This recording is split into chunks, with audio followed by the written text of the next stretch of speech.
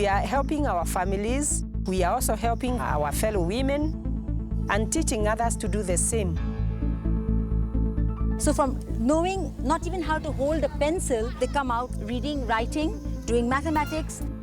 You see them blooming in front of our eyes. All they need is a little empowerment, and they'll do great things.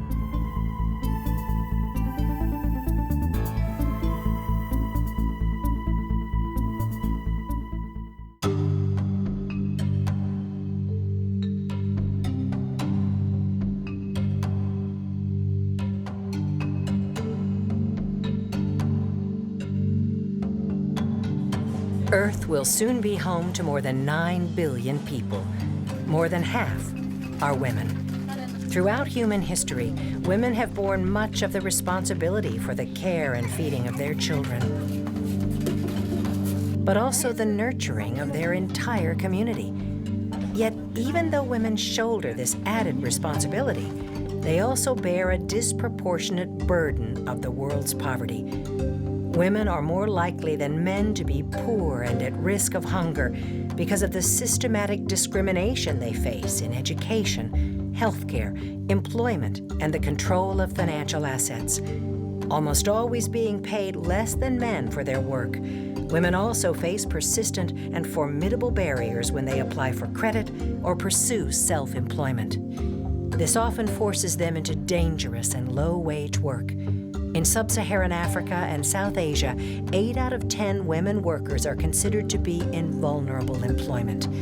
And being without resources often means being without rights and having little protection from violence.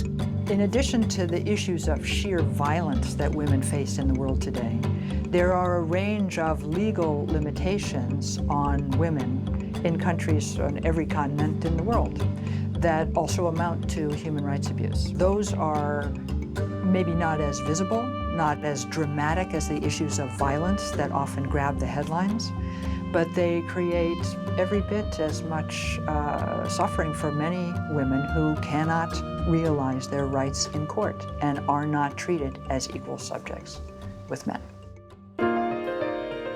Around the globe, you can hear the distant thunder, feel the tremors beneath your feet as women harness their power in country after country. The chorus of female voices is growing louder, gaining strength, demanding to be full partners in society. There is a growing sense that women who face these kinds of odds and who fight these kinds of fights are some of the greatest heroes of our time. Women everywhere are standing up and working together to improve their communities.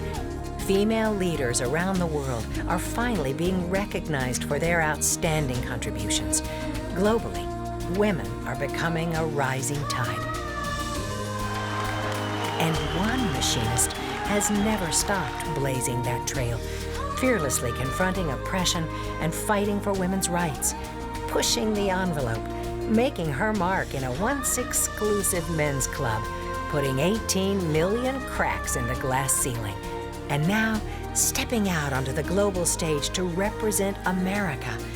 One of the world's most respected leaders, Hillary Clinton, is still promoting democracy, equality, and greater opportunities for women.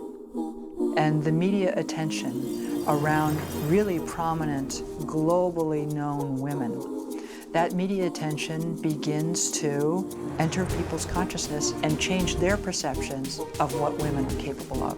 It is so important for women, and especially girls, to see the women leaders that are now in power, like Hillary Clinton. The women leaders who are being awarded the Nobel Peace Prize, like Aung San Suu Kyi. Those leaders give women so much hope. And it's as if all of us are being recognized, and the invisibility that has been around for so long is finally coming, it's coming into the light. People are seeing women. People are rewarding women for their contributions. Even though they still battle the age-old and unrelenting headwind of gender discrimination, women are working together and making real progress.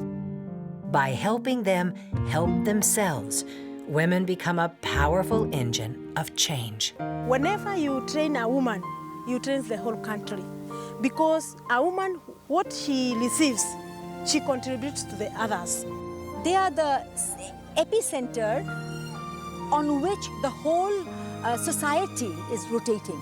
If they are educated, the children get educated. They can mobilize families, they can mobilize villages. In Bangladesh, Runa Khan has built 2 floating hospitals and 30 schools. Her mission is to make women healthier and stronger so they can meet life's challenges and obtain the skills they need to improve their lives and the lives of their families. Educating women not only works for the women, but works for everyone around them. There is immediately a development momentum which happens when one woman is educated. These women exhibit a thirst for knowledge that seems insatiable, their minds eagerly soaking up information like dry sponges. So from knowing not even how to hold a pencil, after 8 months they come out reading, writing, doing mathematics. You see them blooming in front of our eyes. From shy, timid women into somebody who's to be dealt with, a force to be reckoned with. In Jordan, women are boldly embracing change and shaping an ancient Bedouin culture into a new way of life. The woman is the person who really feel and touch this change. Janan Naqshbandi is helping lead this community to a new kind of oasis. She teaches computer skills, giving Bedouin women a chance at better jobs and a livelihood that doesn't rely on a parched landscape. You can change the life for the best. If she is empowered, she tries to empower the other, and without women, we can't do any change. In Kenya, women working together in community-based organizations have reversed the effects of deforestation and drought by planting over 50 million trees. We are improving the environment, we are helping our families, we are also helping the women, our fellow women, and teaching others to do the same. The women are taking care for the future. They are looking what will be the future of my children. If I grow alone, it may not be enough. But once I teach the young ones, they'll be the leaders of tomorrow, they'll be the women of tomorrow, they'll be the Kenya of tomorrow. To feed our ever-growing population, we need to increase global food production by 70% before 2050. You may not realize it, but women labor to grow 75 to 90% of the food crops produced in many areas of the world. But they are not able to maximize their labor because they lack the access to land, water, seeds, credit, and markets. If we equip women with better tools, agricultural training, and updated technology, experts predict that we could see a 30% increase in food production that would provide 150 million people with enough to eat each year. In most places around the world, poor women are on farms or they are farmers. So figuring out how we can help women grow a little bit more food, grow enough to feed their families, as well as sell some in the market, can have a huge, huge dramatic impact. And there are lots of ways to do this. So I'm not talking about needing to put a John Deere tractor on every farm. We're talking about very low-tech solutions.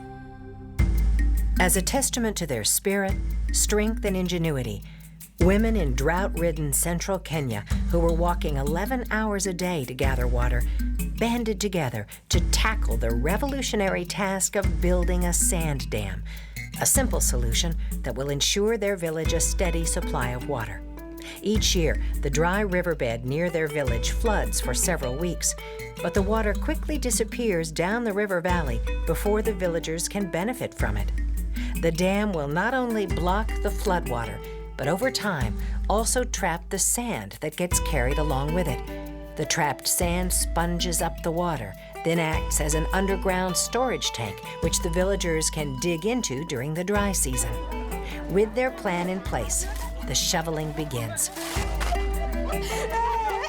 Dozens of women, mothers and daughters, sisters, aunts, pull together, mixing concrete by hand and using stones to shore up the dam wall.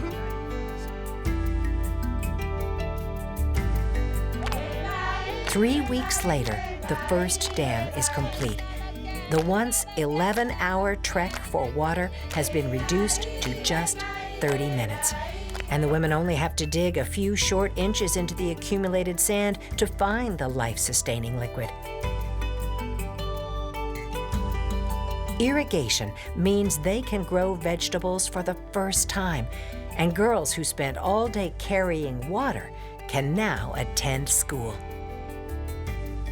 With very little funding, you transform the entire community. It's the women themselves, it's the people of these communities that have done this.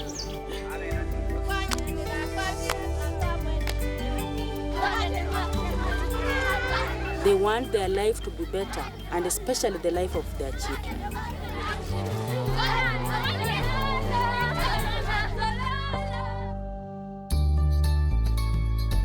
Empowering women around the globe could be the key that unlocks the door, allowing millions of people to escape poverty.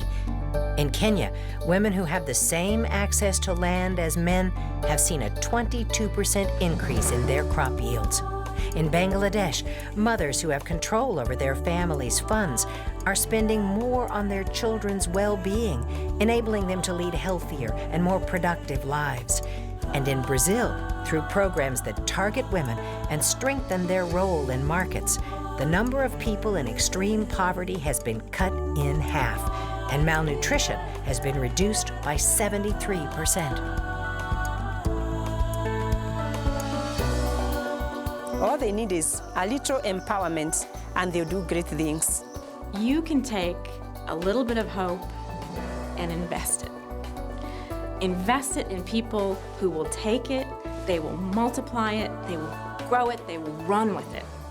The women are really very strong, very much strong. The women are really strong, and the women really have hope.